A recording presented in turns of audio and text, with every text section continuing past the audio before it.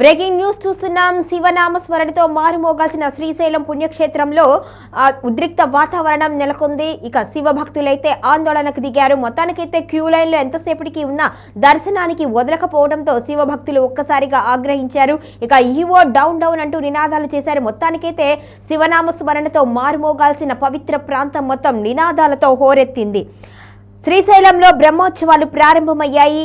బ్రహ్మోత్సవాలు కొనసాగుతున్న సమయంలో అనూహ్య పరిణామాలు చోటు చేసుకున్నాయి. ప్రశాంతంగా ఉండవలసిన శ్రీగిరిపై తీవ్ర ఉద్రిక్త పరిస్థితులు నెలకొన్నాయి. సాధారణ భక్తులతో పాటు శివస్వాములు క్యూలైన్లో నిండిపోయారు. గంటల కొద్ది దర్శనం కోసం క్యూలైన్లో వేచి ఉండగా ఎంతకీ దర్శనానికి వదలకపోవడంతో శివ భక్తుల్లో ఆగ్రహం పెళ్లుబిక్కింది. దీంతో భక్తుల నిరసనతో శ్రీశైల క్షేత్రం మారుమోగిపోయింది.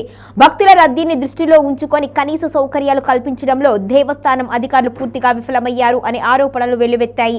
క్యూ లైన్స్ కంపార్ట్మెంట్లు గంటల తరబడి దర్శనం కోసం వేచి ఉండడంతో పలువురు భక్తులు కళ్ళు తిరిగి పడిపోయారు. చాలా మంది నీరసించిపోవడంతో భక్తులు తీవ్ర ఇబ్బందులు ఎదుర్కొన్నారు. తాగడానికి సరైన నీరు, వైద్య సౌకర్యాలు కూడా లేకపోవడంతో భక్తులు తీవ్ర అవస్థలు పడుతున్నారు. దీంతో శ్రీశైల ఆలయం వద్ద శివస్వాములు ఆందోళనకు దిగారు. ఈవో డౌన్ డౌన్ అంటూ నినాదాలు చేస్తూ దేవస్థానం అధికారులు నిర్లక్ష్యంపై తీవ్ర ఆగ్రహం వ్యక్తం చేశారు. పరిస్థితిని అదుపులోకి తెచ్చేందుకు ఏఎస్పీ యుగంధర్ బాబు, జిల్లా ఎస్పీ సునీల్ షేరాన్ ప్రయత్నించినప్పటికీ ఉద్రిక్తత ఏమాత్రమూ తగ్గలేదు.